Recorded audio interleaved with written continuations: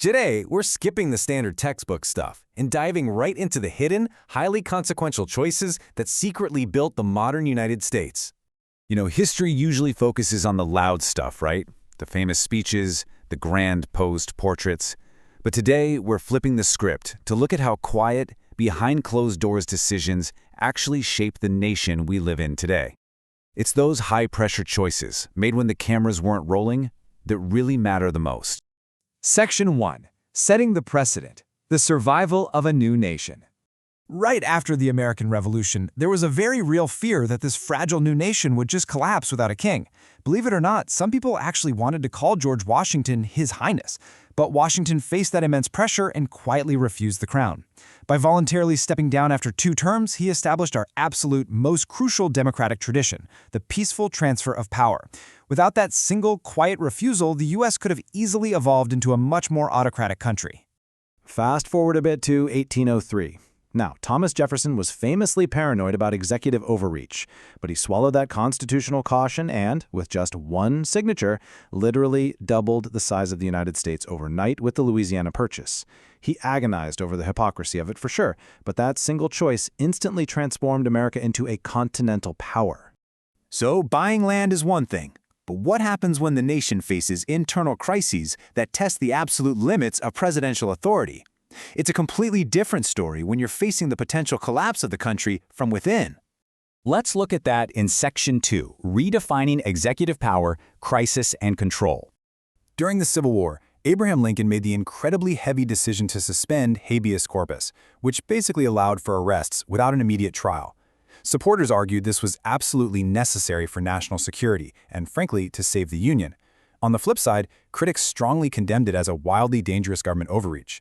That single decision kicked off a massive, ongoing debate over security versus freedom that still echoes in our politics today. And from there, executive power just continued to evolve rapidly.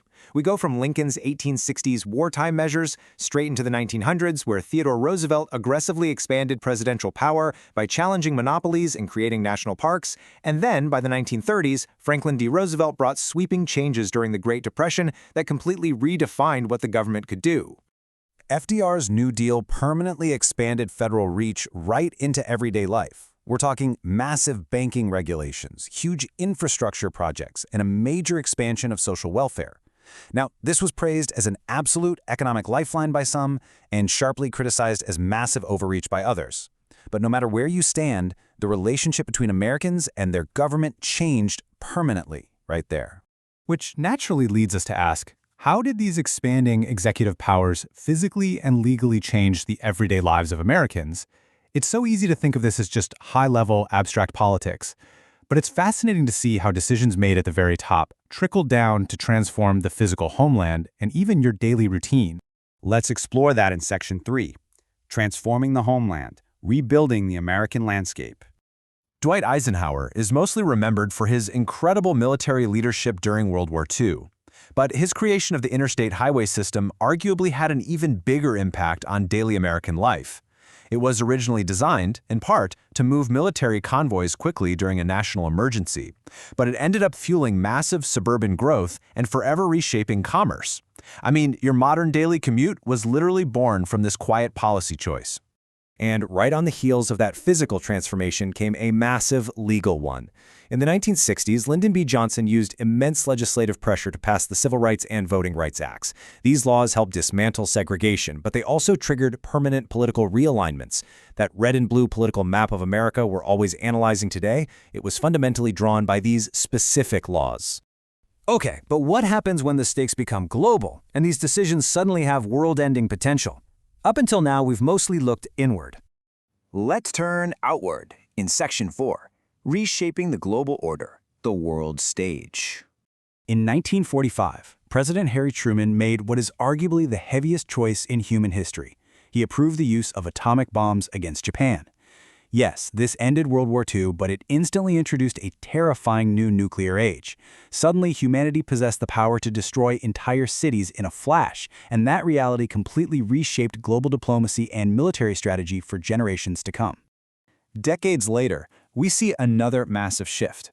Now, Richard Nixon is heavily remembered for the Watergate scandal, but behind closed doors, he made this huge geopolitical pivot by visiting China in 1972. This was an unprecedented Cold War move that fundamentally altered the global balance of power and opened economic doors that still deeply affect our world right now. Finally, we have Ronald Reagan, who dramatically increased military spending while publicly challenging the Soviet Union. Now, supporters strongly argue this strategy actively accelerated the collapse of the USSR, while critics impartially debate how decisive his role truly was in ending the Cold War. But regardless of where you fall in that debate, those final years permanently transformed the global order, ultimately setting the stage for the world as we know it today. Let's wrap this up in Section 5, The Power of One Choice, Invisible Threads of History.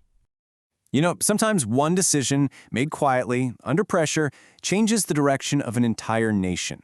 The key takeaway here is that history is rarely just a simplified narrative of heroes, villains, or really loud speeches. It's actually shaped by these invisible threads of highly consequential choices.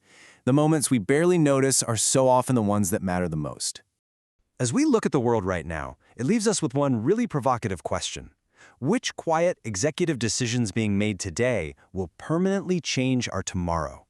Just think about the news you scroll past every single day.